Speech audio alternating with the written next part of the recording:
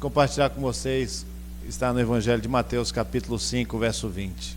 Se a vossa justiça não exceder a dos escribas e fariseus, de modo nenhum entrareis no reino dos céus.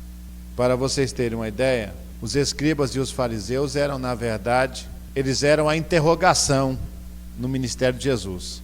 Tudo que Jesus falava, eles questionavam, eles buscavam a veracidade, se era fato ou não. Eles que questionavam a respeito do jejum, questionavam a respeito de oração, a respeito de rituais.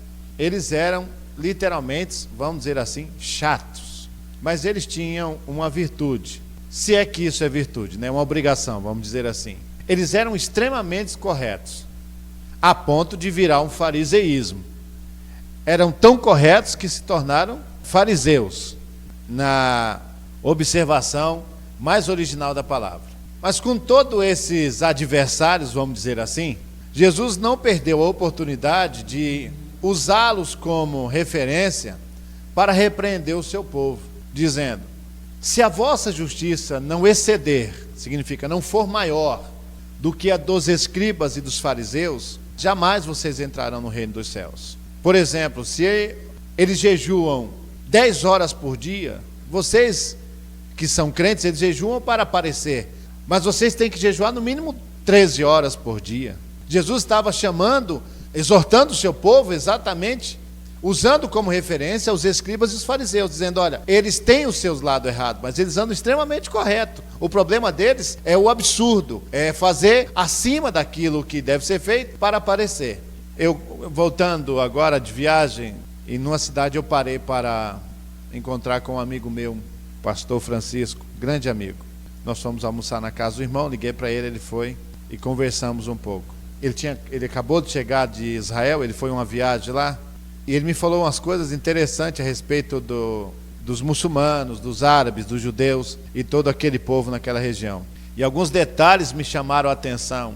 Ele disse, por exemplo, que a caravana que foi do Brasil, então, na volta, tanto é difícil entrar em Israel como sair. Na volta, saindo de Israel, um irmão comprou uma corrente com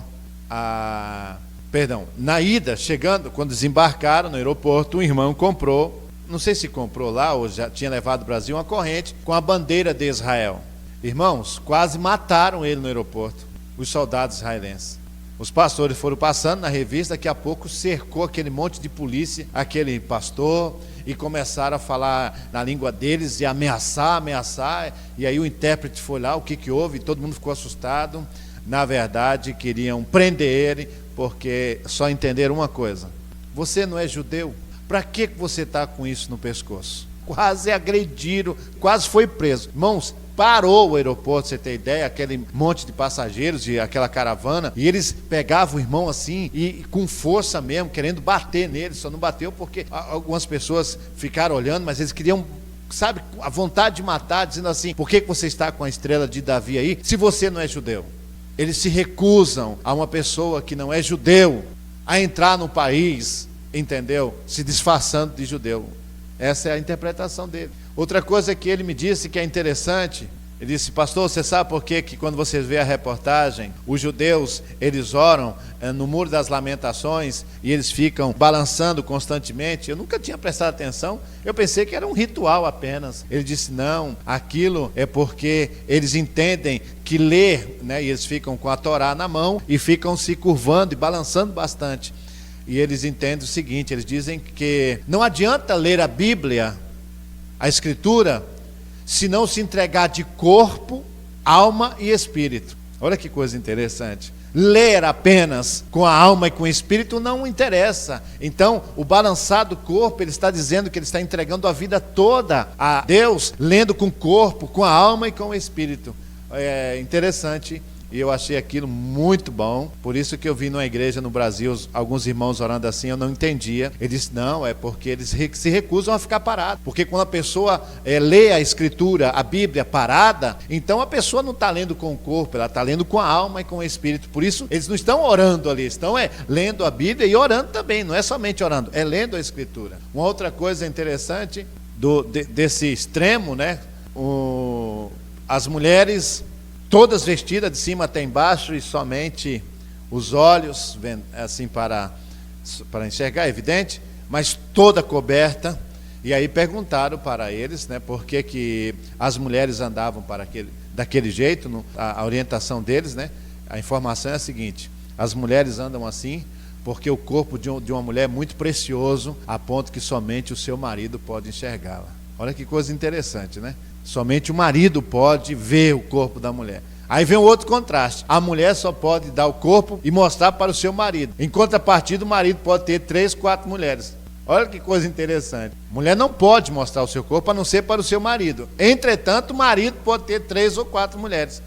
Aí o pastor perguntou para um deles lá: mas rapaz, por que esse extremo? A mulher não pode mostrar o corpo somente para o marido? Está correto, perfeito. Mas por que vocês têm 3, 4 mulheres? Ele falou assim para o pastor: vocês são besta. Tem mais mulher do que homem. Se nós não casar com 3 ou 4, vai ficar mulher sem homem. Então, olha as ideias dos caras. Então, são coisas assim, dos extremos.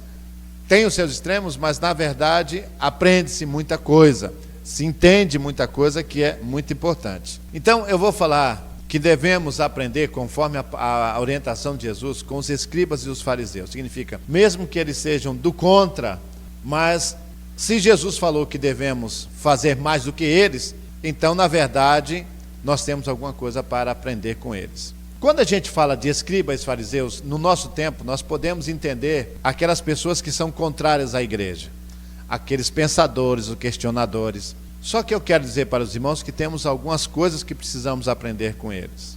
Por exemplo, por que eu estive até conversando com um empresário, eu tenho uma dificuldade de entender por que muitos cristãos, é o povo que mais lê a Bíblia, que mais ouve.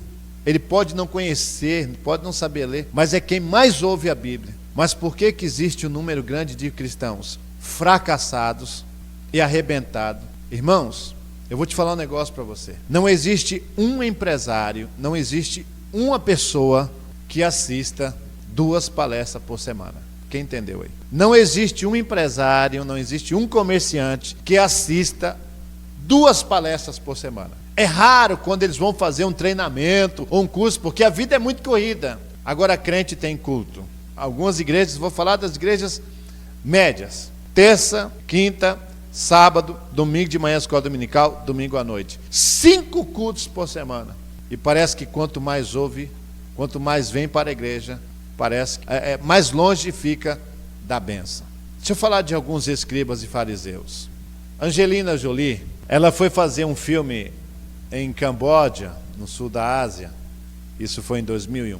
Ela estava na filmagem daquele filme e ela ficou encantada com a miséria. Como é que pode uma pessoa se encantar com a miséria? Daquele momento, a partir das gravações daquele filme, a vida dessa mulher mudou. Ela viveu e vive ainda hoje uma boa parte da sua vida para ajudar os pobres, tanto que ela tem uma fundação com o nome dela e do marido, para ajudar os pobres no sul da Ásia. Inclusive ela pegou até uma doença, malária, junto com esses povos. Ela tem 6 filhos, dos 6 filhos, 3 são adotados, que ela pegou lá do lixo, na verdade. Quando a gente vê essas pessoas bem-sucedidas, eu quero dizer que existe uma parte de Deus nessas pessoas. Deus não vai deixar uma pessoa dessa ficar pobre, porque o coração dessa pessoa é para servir a Deus. O que é servir a Deus? Servir um necessitado, ajudar um miserável, ajudar. Irmãos, eu tive o privilégio de conhecer um casal de missionários que foi em Camboja, no sul da Ásia. Eu acho que já falei isso para os irmãos. Uma médica. Você sabe o que é uma mulher, uma família bem-sucedida no Brasil, recém-formada, e chegar para o pai e dizer: eu vou para a Ásia. O pai falar: não, você está maluca, você está doida. E ela ir com o esposo, morar lá, e quando ela vem de férias, ela disse: olha, vocês ficam escandalizados porque os seus filhos veem pessoas peladas, os meus filhos, o que ele mais vê é gente nua na rua. Camboja, se um elefante ou um touro parar na estrada, esquece, você não pode nem tocar nele, você tem que descer do carro e vai a pé, porque ele é sagrado. Se você chegar, descer, pelo menos buzinar, você é apedrejado, porque ele é sagrado. O boi, a vaca, o cavalo. E ela dizer: eu quero ver se vocês têm estômago para isso. Não posso. Ela foi como pela ONU, porque ela não podia ir como missionária, então ela entrou pela ONU como voluntários, e aí na área de medicina, e na casa onde ela estava, ela evangelizava, ela fazia um culto para 6, não me falha a memória, 6 ou 9 mulheres. Porém, elas tinham o horário certo de culto, porque as mulheres eram prostitutas. E ela dizia, eu não posso fazer nada, elas dependem disso para sobreviver. Então, existe uma miséria aí. E ela só não é maior por causa desses escribas e desses fariseus, como Angelina Jolie, que gasta uma fortuna, e não é pouco, para ajudar esse povo na África. Quer ver um outro exemplo? Inclusive, crente já disse que essa mulher endemoniada fez pacto com o diabo, mas eu não conheço um crente isolado que fez o que ela faz. Xuxa Meneghel. Essa mulher tem uma fundação que ajuda muitas crianças. Muita gente pobre. Crente vê demônio para tudo quanto é lado. Irmão, se ela tem demônio, não me interessa. Mas que ela ajuda muita gente, ajuda. São os fariseus, e Jesus dizendo para o povo, se fosse hoje, Jesus estava pregando essa mesma mensagem que eu estou pregando. Os fariseus que ele ia citar, era esse aí, que a igreja recusa aceitá-los. Por quê? São pessoas que não querem entrar dentro de igreja. Fazer o que dentro de igreja? Um bando de crente que diz que Deus pode, Deus tudo faz, mas a maioria lascada, outra maioria arrebentado. Os pastores comendo da lã das ovelhas, entendeu? Vivendo disso, um bando de gente à toa. Então os escribas e fariseus ficam o quê? Não, fazer o que dentro de igreja? Por que os pensadores têm dificuldade para a igreja? Não tem como. E Jesus diz, aprenda com eles. O outro, o Bono daquela banda, o U2, gente, aquele cara que olha para ele e fala, esse cara é um fumador de maconha, esse cara é um louco. Ele promove shows no mundo inteiro por conta própria, do seu bolso, sem pegar cachê. E toda a arrecadação é para ajudar os pobres. A maioria dos objetos pessoais dele, todos já foram leiloados. Tudo para ajudar pobre. Roupa, joias. O que ele tem, ele vai leiloando para ajudar os pobres. O crente é o contrário, né? Ele procura uma roupa menorzinha dos outros para tomar para ele. É interessante isso. É verdade. As igrejas, algumas se alegam quando um prefeito vem e dá um terreno para a igreja. Os crentes da glória a Deus e aleluia. Isso é uma vergonha. Não é que a prefeitura não pode fazer isso. Pode fazer. Mas a igreja está perdendo o direito de o seu povo ser abençoado. Aí você fala, irmãos, vamos comprar um terreno, um exemplo. Irmãos, ninguém, não aparece o dinheiro. Irmãos, o prefeito tem um terreno. O crente da glória a Deus, aleluia. Irmão, uma coisa ridícula. Infelizmente. Por isso que Jesus diz, se a vossa justiça não for acima dos escribas e dos fariseus, jamais entrareis no reino dos céus. Irmãos, nós temos que ser melhor do que esse povo, fazer mais do que eles. E na Bíblia temos 2 exemplos. Talvez você está pensando que eu não vou usar a Bíblia, eu vou usar. Nós temos a mulher pecadora de Marcos capítulo 14. A Bíblia diz que ela era pecadora, não tinha nem nome, mas a Bíblia diz que ela derramou um bálsamo que no valor de hoje, 300 denários, dava 7.400 reais, fora o vaso de alabastro. A pecadora entrou e deu isso. O tesoureiro que estava lá de Jesus, mas os crentes, os santarrão, tudo acharam ruim. Talvez você não conheça, ou talvez conheça alguns. E muitos fazem e não o dizem. Tem muita gente que faz caridade, mas silenciosamente, sem falar nada para ninguém. Quer ver outro exemplo? Nós vamos usar ele. Eu quero que você saia daqui pensando nisso. Quer ser bem-sucedido? Agrade a Deus. Quer agradar a Deus? Pensa naquilo que você pode fazer para Ele. Irmãos, trabalhar todo mundo precisa trabalhar e todo mundo precisa ganhar dinheiro. Mas cuidado para isso não tomar 100% o seu dia. Muito cuidado. Se você não tiver tempo para Deus, eu quero dizer que você terá muito problema. Não pense somente em você. Não pense no seu alimento, não pense no seu vestuário, não pense na sua vida, não pense no seu dinheiro. Pensa também em Deus. Eu quero dizer que isso é mais seguro. Eu vou falar a respeito de um estrangeiro. A oferta correta de um estrangeiro. Deixa eu te dizer o pano de fundo do que aconteceu. A igreja apostólica estava vivendo uma atmosfera muito grande e nisso os irmãos se reuniram para ajudar a igreja e os necessitados que haviam em Jerusalém. Então as pessoas começaram a entregar suas ofertas e diz a Bíblia, no livro de Atos, que todas as coisas eram comuns. Significa, o cara poderia ter uma BMW, o outro poderia ter uma Land Rover, o outro poderia ter um Fusca, para todo mundo aquilo era automóvel. Tudo era comum. O mais importante era Deus, e a Bíblia diz que não havia necessitado algum. Significa, o cara poderia comer uma picanha na casa dele, o outro poderia comer salsicha, o outro poderia comer o ovo, mas significa, não havia necessitado. Quem está entendendo? Todos tinham comida na mesa. Não havia ninguém passando fome nem pedindo esmola. Por quê? Porque a igreja toda estava vivendo essa atmosfera. Nisso, naquelas doações, naquelas entregas, apareceu um homem para entregar uma oferta chamado Barnabé.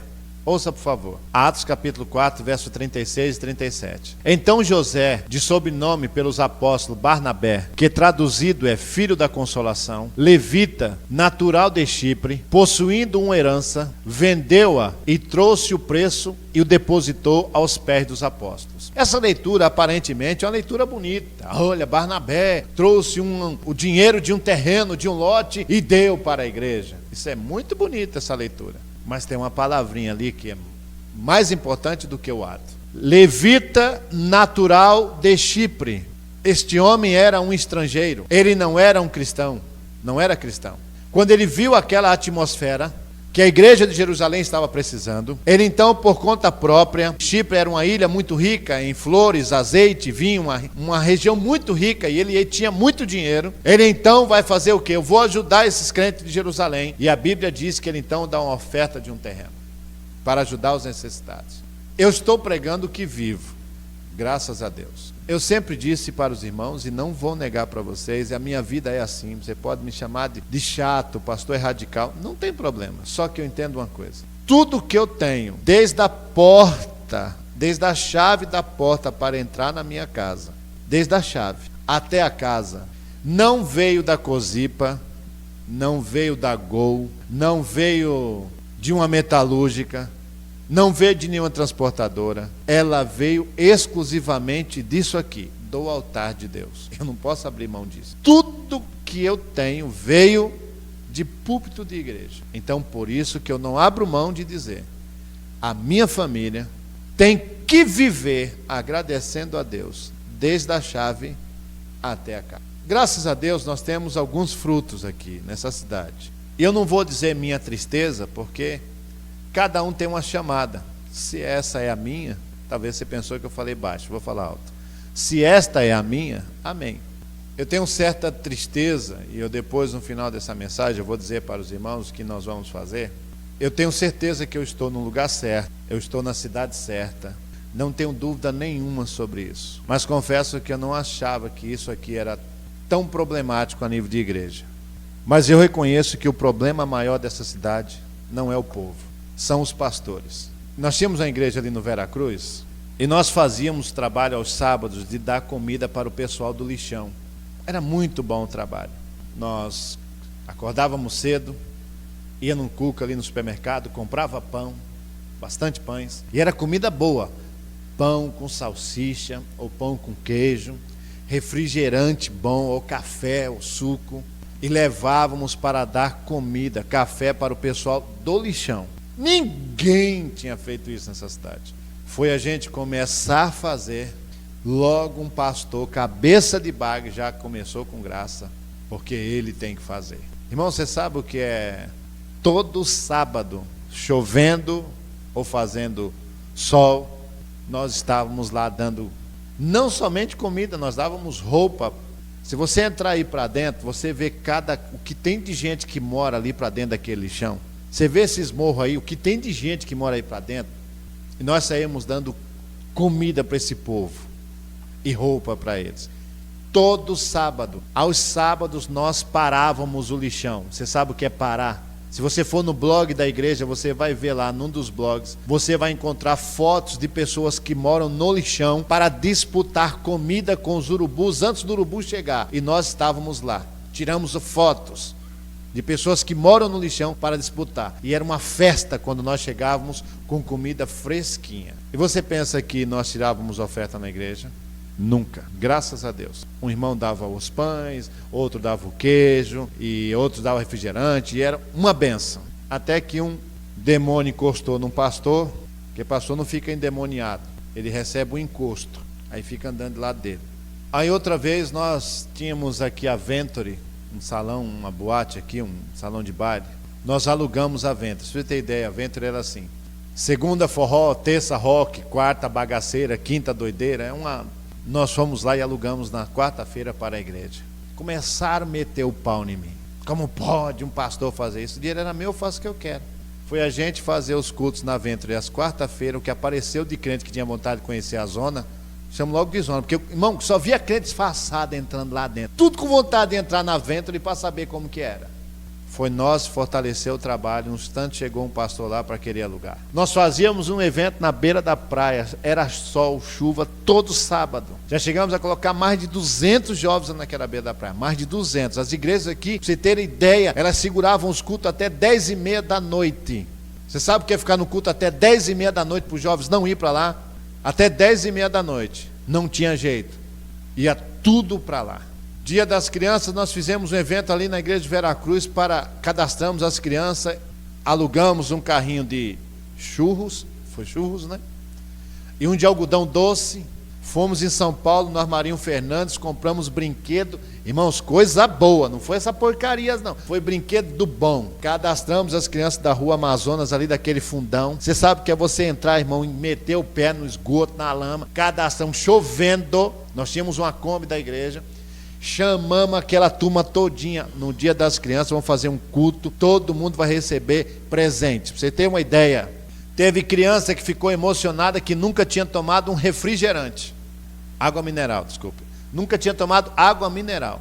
Estamos lá, e a Kombi ia buscar as crianças e trazia, participava do culto. Além disso, ganhava um belo de um presente. Ainda sorteamos cesta básica para as mães que estavam ali, 2 famílias. E ao sair, entrando na Kombi, na saída da igreja, tinha um carrinho de churros e de algodão doce para dar para as de graça. Estamos lá, daqui a pouco chega um grupo de mulheres com crianças. Aqui que é a igreja do pastor, como é o nome dele? Eu queria lembrar o nome dele para me gravar, para me falar, para todo mundo no Brasil saber o nome dele. Aí vem um pastor que tem uma igreja aí no fundo. Ele reuniu a igreja dele, chegou na igreja dele e disse assim: amanhã nós teremos um evento lá no Veracruz. Todas as mães levem as crianças lá, que tem brinquedo para todo mundo.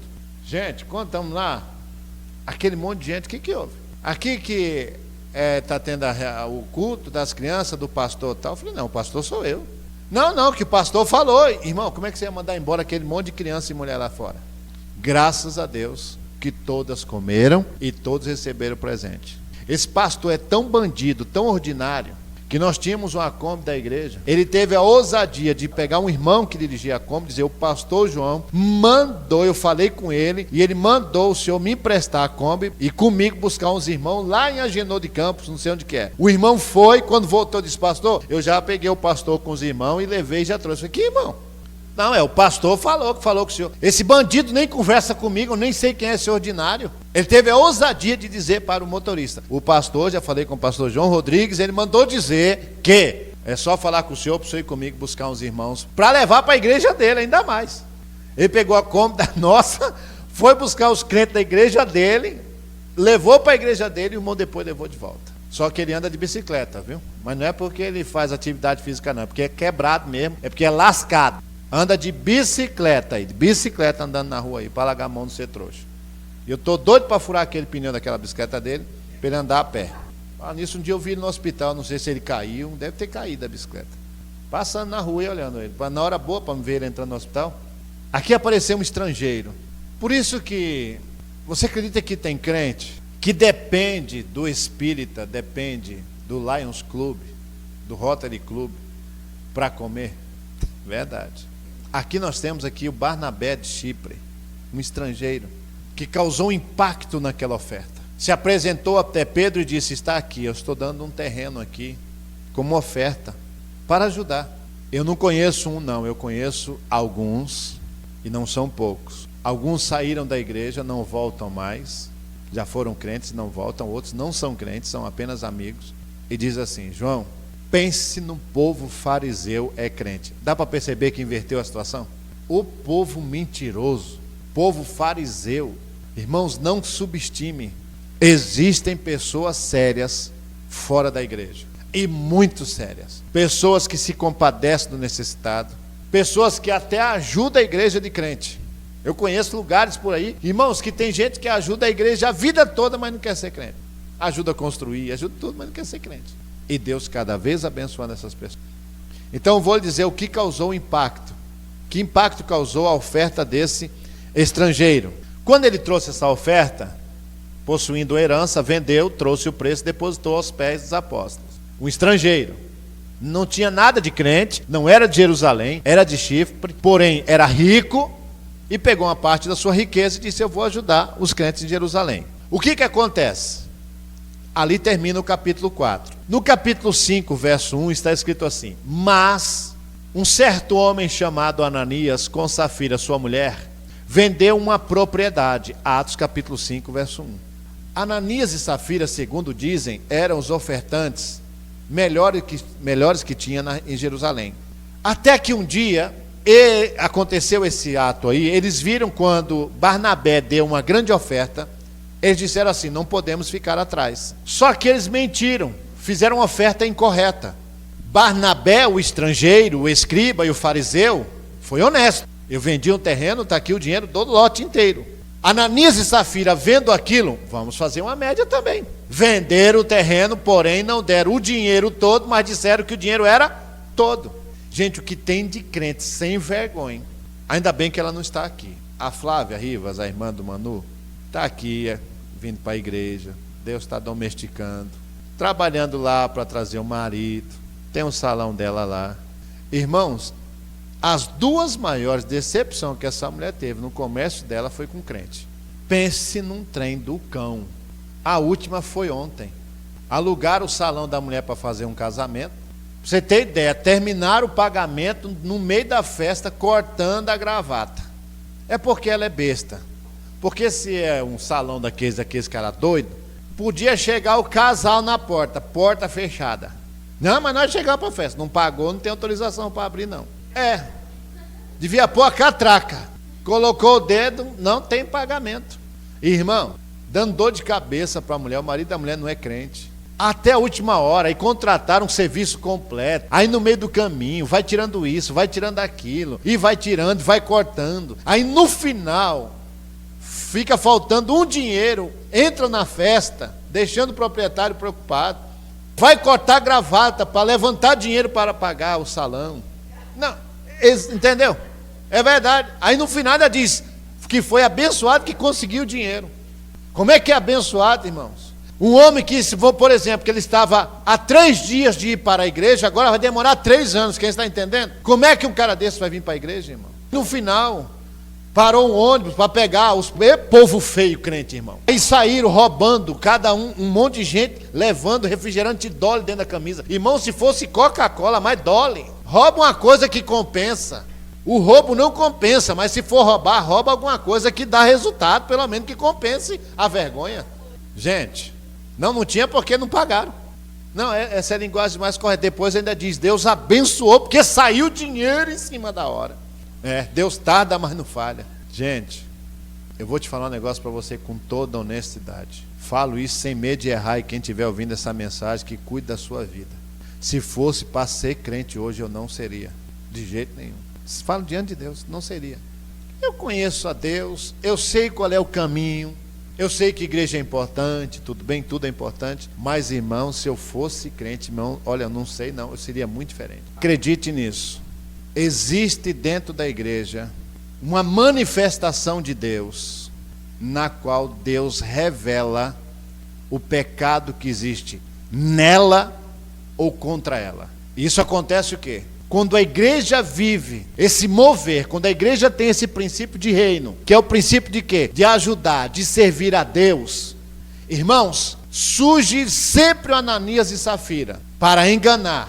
Ananias, então, o que ele fez? Com inveja do Barnabé de Chipre, quem é esse cara que chegou aqui, agora já está fazendo isso, ele não pode ser mais do que eu. Vou então dar uma oferta. Olha o que aconteceu. Quando ele vai entregar a oferta a Ananias, Pedro se dirige a Pedro e diz assim: Ananias, por que encheu Satanás o teu coração? Porventura mentiste ao Espírito Santo? Por que Pedro não diz, por que você mentiu a mim? E disse, por que você mentiu ao Espírito Santo? Presta atenção. Todo pecado e blasfêmia serão perdoados aos homens, mas a blasfêmia contra o Espírito não será perdoada.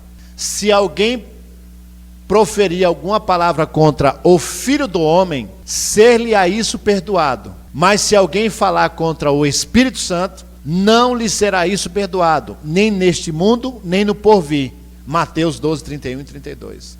Deixa eu explicar o que é aquilo ali. Isso é tão sério. Essas são palavras de Jesus que disse: gente, tome muito cuidado. Se vocês falar qualquer coisa contra mim, Jesus falando, não tem tanto problema. Mas não meta a cara contra o Espírito Santo, porque ele não perdoa. Jesus deixou bem claro: se vocês fizerem contra mim, não tem problema. Mas não mexe contra o Espírito Santo, porque ele não perdoa. O que Pedro disse? Você não mentiu a mim, você mentiu ao Espírito Santo. Meu irmão, uma pessoa que se dispõe a servir a Deus, servir ao reino, com o que tem, com o que pode, essa pessoa está de fato sendo sensível ao Espírito Santo. Quem está entendendo? Então, ai daquele que meter a cara contra isso. Por isto que Ananias e Safira morreram. Porque mentiram ao Espírito Santo. Em vez deles servir, eles estavam querendo ser servido, querendo fazer barganha. Porque os filhos deste mundo são mais prudentes na sua geração do que os filhos da luz. Lucas 16, verso 8. Por que a Bíblia diz que os filhos desse mundo são mais prudentes do que o filho da luz? Porque, irmãos, verdade seja dita, tem gente aí fora que não é crente, mas não anda mentindo, não anda falando mal de ninguém, quem está entendendo? Não anda aprontando, comendo mulher dos outros, só come a dele, só dá para o marido que tem. Verdade. Você pode não acreditar, mas tem gente séria aí fora. Tem gente que paga as suas contas direitinho, sabia? E não é crente não. E tem gente aí fora que faz isso. Tem gente aí fora que não é crente, que não perde a chance de ajudar um necessitado. Sabia disso? Tem muito aí fora. Um dos homens mais ricos do Brasil, dono da Votorantim, Antônio Hermílio de Moraes. Todo sábado, sabe o que esse homem faz? É um homem que tem uma vida, não tem muita ocupação. Todo sábado, se não me falha a memória, na Beneficência Portuguesa, todo sábado ele vai dar plantão de graça lá. Todo sábado. Vai lá. Prestar um serviço de graça. Tem muita gente aí fora que precisava assumir os microfones das igrejas para ensinar para crente o que é ser marido de uma só mulher, o que é ser esposa de só um homem, o que é ajudar os pobres, o que é servir a Deus sem precisar que o povo fique sabendo. Tem muita gente aí fora para ensinar para os crentes o perigo da mentira, porque tem gente séria aí fora, irmão. E não são poucas não, é muita gente que tem aí fora séria. E os crentes estão brincando dentro da igreja, mentindo ao Espírito Santo, não sabendo que estão entrando numa linha de risco muito perigosa. Quando surge a luz, logo as trevas se manifestam. Você quer ver uma pessoa se sentir incomodada? É quando no território que esta pessoa acha que é dele ou dela, chega alguém diferente. Causa desespero, causa angústia. Quando Jesus atravessou o mar, que foi a Gadara, qual foi a expressão daquele homem endemoniado? Vieste me atormentar antes do tempo, dizendo o quê? O que você vai fazer aqui no meu território? A vida é assim. Quando você chega, de fato, a luz, quando chega, ela chega para clarear. E quando ela clareia, começa a mostrar os podres das trevas. Agora pense no seguinte. A Bíblia diz que, pela misericórdia e verdade, a iniquidade é perdoada. E pelo temor do Senhor, os homens se desviam do pecado. Provérbios 16:6. Em outra tradução diz, o homem evita o mal. Pelo temor do Senhor, os homens evitam o mal. Quando uma pessoa tem temor de Deus, ela não faz como Ananias e Safira. Ela evita o mal. Quem tem temor de Deus, evita fazer besteira, porque sabe que isto não vai dar certo. Agora, quando uma pessoa não tem temor de Deus, a verdade é uma só. Quando uma pessoa não tem temor de Deus, ela faz isso aqui. Entra numa discussão, entra numa bobeira no reino de Deus desnecessária. Qual que era de Ananias? Se o cara deu, o dinheiro não é dele, ele faz o que quiser com o dinheiro dele. Ah, ele deu mais do que eu. Melhor, pelo menos não precisa dar tanto mais. Ele tinha que ser inteligente, ainda bem que apareceu alguém para dar mais do que eu, pelo menos me aliviou.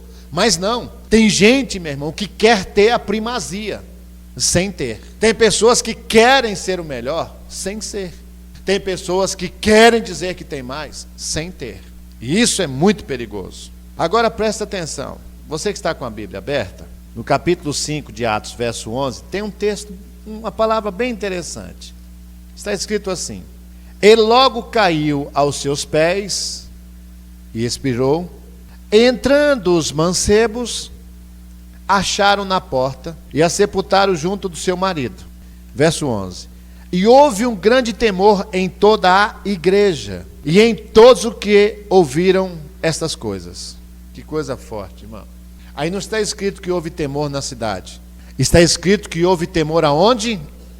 Na igreja. Um grupo de pessoas que estavam dentro da igreja, quando viram Ananias e Safira, sua esposa, que morreu 3 horas depois por causa do pecado da mentira, criou-se um temor dentro da igreja. E eu quero dizer uma coisa para você. Existem pessoas que Deus levanta para que se manifeste a vergonha de algumas pessoas. Isso é perigoso. Não é para muitos, mas existem pessoas que Deus levanta para que se manifeste a vergonha de algumas pessoas. E é dentro da igreja. Ele se sentiu incomodado. Ananias fez a besteira. Quando ele morreu, sabe qual foi o comentário dentro da igreja?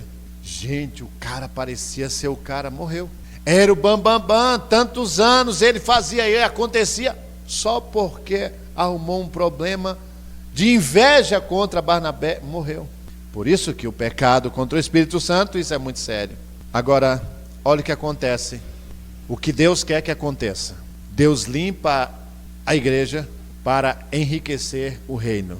Talvez você está pensando, Deus limpa a igreja para encher a igreja. Não. Deus limpa a igreja para enriquecer o reino. O que é isso? A igreja, ela é um agente influenciador. Mas quando Deus vê problema dentro dela, que está atrapalhando a cidade, Deus começa a limpar. Entendeu aí? Eu vou explicar o texto bíblico, mas estão entendendo até aí? Deus não limpa a cidade. O pecado de Deus não está direcionado à preocupação, o interesse em resolver o pecado na cidade, mas resolver o pecado na igreja. Porque a igreja influencia a cidade. Agora presta atenção. Capítulo 5, verso 11. Perfeito? Agora verso 12 em diante. E muitos sinais e prodígios eram feitos entre o povo, pelas mãos dos apóstolos, e estavam todos unanimemente no alpendre de Salomão. Quanto aos outros, ninguém ousava ajuntar-se com eles, mas o povo o tinha em grande estima. E a multidão dos que criam no Senhor, tanto homens como mulheres, cresciam cada vez mais, de sorte que transportavam os enfermos para as ruas, e os punham em leito e em camilas são camas, né? Para que ao menos a sombra de Pedro, quando este passasse, cobrisse alguns deles. E até das cidades circunvizinhas concorriam muita gente a Jerusalém, conduzindo enfermos e atormentados de espíritos imundos, dos quais eram curados. Quando a multidão observou que tinha um problema dentro da igreja, houve uma separação daqueles que ficaram dentro da igreja com medo, mas os outros fizeram o quê? Porque Pedro saiu da igreja. A Bíblia diz que as pessoas começaram a trazer os atormentados e os problemáticos e colocar nas calçadas, para que quando Pedro passasse, a sombra de Pedro curava as pessoas. Não é que a sombra de Pedro curava, embora o texto diz, mas não é isso. Está se referindo o quê? A glória de Deus, a nuvem da glória de Deus era tão grande na vida de Pedro, que onde ele passava na rua, as pessoas eram curadas. Meu irmão, acredite nisso, Deus vai fazer uma faxina nas igrejas, e o povo vai para a rua, e você vai ver que Deus existe de fato. A igreja está podre. Pode ter certeza, a igreja está podre, e Deus vai limpar a igreja. Aí sim o reino de Deus será glorificado. Porque o pastor sincero não é aquele que se esconde dentro da igreja, não. A glória tem que estar na vida dele, é lá fora. Esse cara compra e paga, esse aí é marido de uma só mulher, esse aí é sério. Se esconder atrás de púlpito é fácil. Eu quero ver a glória, é lá fora. Aí vai ser a diferença. Será a diferença. Houve uma separação. Olha que coisa interessante. Verso 13, quanto aos outros, ninguém se ousava juntar-se com eles. Significa, começou a separar, não dá para ficar junto com esse grupo de Ananias e Safira, não. Esse grupo aí é o grupo dos enganadores. Por que na igreja tem gente que não se dá bem? Porque não tem como mesmo. A luz não se dá com as trevas. Não, irmãos, pensa no negócio que não compartilha. Você pode ficar na igreja o tempo que for enganando. Chega uma luz, irmão, começa a dar uma clareada perto de você, você tem que vazar. Sabe por que tem gente que não dá conta de ficar sentado perto do outro? Porque chega aquele clarão assim, quando chega, irmão, começa a revelar as feridas, as tuitas, as paranoias, tudo que tem na vida da pessoa, a pessoa começa a ficar incomodada. Sabia que tem crente que não dá conta de ficar perto do outro? Porque quando a glória chega, irmão, começa a clarear tudo, dá problema. Acredite, Deus vai dar uma limpeza na igreja muito forte. Abram, por favor, Tiago capítulo 2, verso 14. Eu quero lhe orientar a viver essa atitude. Tiago 2, verso 14. Assim está escrito: meus irmãos, que aproveita se alguém disser que tem fé e não tiver as obras? Porventura a fé pode salvá-lo? O que adianta você dizer que tem fé se você não tem obras? Você não ajuda ninguém, você não socorre ninguém, só sabe tomar, mas não sabe dar, só sabe querer, mas não sabe servir. Não adianta dizer que tem fé se não tem obras. E se o irmão ou a irmã estiverem nus e tiverem falta de mantimento cotidiano, e se algum de vós lhe disser, ide em paz, aquentai-vos e fartai-vos, e não derdes as coisas necessárias para o corpo, que aproveito virá dali? Irmãos, isso não pode acontecer. Uma igreja que prega dízimo, oferta e prosperidade está constrangendo o irmão, alguém por questão de necessidade. Tem pastor que ele não abre mão de tirar um dinheiro da tesouraria para socorrer alguém. Sabe o que é isso? Isso é fé sem obras. Se você que diz que é crente, meu irmão, não perca a oportunidade de mostrar para você mesmo que Deus tem te abençoado. E quando você puder, ajude sempre alguém, com o seu tempo, com o seu dinheiro, com o que você tem, com o que você pode. Não é mostrar para os outros, não, mostre para você mesmo que Deus está me abençoando. Eu não tenho problema nenhum de ajudar uma pessoa. Isso é o quê? É a fé e a obra. Assim também, verso 17, a fé, se não tiver as obras, é morta em si mesmo. Significa, não é fé. Se a fé não tiver obras, não é fé. Não é fé, não existe isso. Pelo que eu conheço, a igreja abençoada não é aquela que recebe, é aquela que dá. Mais bem-aventurada a coisa é dar do que receber. Aí é uma diferença muito grande. É isso que vai ser revelado. A igreja brasileira vai passar por esse processo. Esquece, vai passar. Tem muita gente sofrendo, se questionando, mas por que existe ainda isso? Porque existe porque tudo tem hora certa. Essa separação vai acontecer. Mas dirá alguém, tu tens a fé e eu tenho as obras. Mostra-me a tua fé sem as tuas obras e eu te mostrarei a minha fé pelas minhas obras. Você não disse que tem fé? Então me mostra ela. Eu estava pregando em São Paulo alguns meses atrás. Terminou o culto, pastor, só um minuto, João. Não, sobe comigo aqui, eu vou numa reuniãozinha, a gente já sai para jantar. Subi na reunião, aí estava o pastor, mais o dirigente de uma congregação, e um rapaz que estava lá desde o começo do culto, esperando, que o rapaz tinha alugado um salão para o pastor da igreja, de uma congregação desse pastor, já fazia mais de um ano sem contrato, 3 meses de aluguel atrasado, e o irmão brigando lá, porque não tinha dinheiro para pagar o homem. A minha raiva de crente é que esse povo, além de ser safado, ainda quer ter razão. O cara teve que ficar o culto inteiro esperando terminar, com um ano, já mais de ano, sem assinar o contrato, 3 meses de aluguel atrasado, e o cara queria o salão. E o pastor, além de não pagar o salão, ainda estava dizendo para ele, e nós vamos para onde? Você tem que esperar. Irmão, é brincadeira, né? Você além de não me pagar, ainda quer que eu espere até vocês arrumar um salão, aí não me paga mesmo. O pastor ficou com tanta vergonha, que é meu amigo, ficou com vergonha. Aí o pastor disse, me desculpe, mas nós vamos resolver. Aí chamou o tesoureiro e mandou pagar o cara lá, pediu um prazo e pagou ele. Irmãos, existe uma fé muito estranha por aí, muito estranha. Que Deus te abençoe. Quer ser bem sucedido? Mais uma dica: não adianta você dizer que tem fé se você não tem obras, se você não faz caridade, se você não ajuda, se o seu dinheiro é seu, se a sua vida é somente sua, se o seu tempo é só para você. Cada um faz o que quiser da sua vida, mas não peça para Deus aquilo que você não dá para Ele. Não peça para Deus o que você não dá para Ele. Reconheça que tudo que você tem é de Deus. Não seja um Ananias dentro da igreja. Quem é Ananias dentro da igreja? É a vergonha da igreja. É a vergonha da igreja. E essa vida de ser pastor, às vezes, é muito complicada. Porque quando você dá testemunho de quem é abençoado, o que não é abençoado fica chateado. Aí quando você fala do problema do que está com problema, fica chateado porque você falou do problema dele. Então vamos fazer o seguinte, vamos ficar mudo. É a mensagem dos 400 anos de silêncio entre o Antigo e o Novo Testamento. O pastor chegou, está calado. A verdade é, lhe digo com muita honestidade, aconteça o que acontecer, pelo amor de Deus, não perca a sua visão de Deus, não perca. Não endureça o seu coração se você for decepcionado por alguém para deixar de ajudar. Continue ajudando. Ah, mas eu tomei uma decepção de alguém. Esquece, irmão. Ninguém te decepcionou. Foi mais um que Deus tirou da sua reta. Não é que foi, ele me decepcionou. Não, Deus tirou da sua reta. Continue ajudando, continue dando comida para quem precisa, continue dando o tempo que você tem. Tira um pouco de tempo para ajudar alguém. Pode ter certeza, irmãos, tenha certeza, Deus está vendo tudo. Você é um Barnabé. A sua atitude faz se manifestar os Ananias de dentro da igreja. Amém?